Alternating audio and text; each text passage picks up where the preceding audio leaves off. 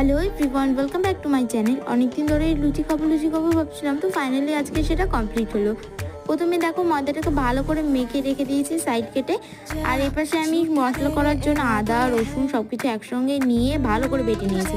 দেখি ফুলকপিগুলোকেও ভিজিয়ে দিয়েছি, ডুমো ডুমো করে কেটে যত নোংরা আছে সব বেরিয়ে যাবে। নোংরাগুলো বেরিয়ে যাওয়ার পরে আমি ফুলকপি আর আলুটাকে ভালো করে ভেজে নিয়েছিলাম।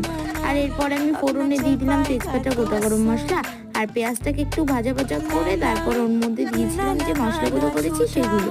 একটু কষিয়ে নিয়ে জল দিয়ে ভালো করে ফুলকপি আলুগুলোকে ভেজে তারপরে জল দিয়ে একদম নামিয়ে নিয়েছিলাম। উপর দিয়ে একটু ছড়িয়ে দিলাম গরম মশলা গুঁড়ো। আর এদিকে কিন্তু লুচি কাটাও হয়ে গেছে আর আমার মা বেলে দিচ্ছে, আর এদিকে আমি ফটাফট ভেজে নিচ্ছি। একটু কড়া কড়া লুচি ভাজা আমার খুব ভালো লাগে আর খুব খিদেও পেয়েছিল, তাই একটু তাড়াতাড়ি ভেজে নিয়েছিলাম। তো তোমাদের কার কার এরকম শীতের সবজি দিয়ে লুচি খেতে অথবা পরোটা খেতে ভালো লাগে অবশ্যই কমেন্ট করে জানিও।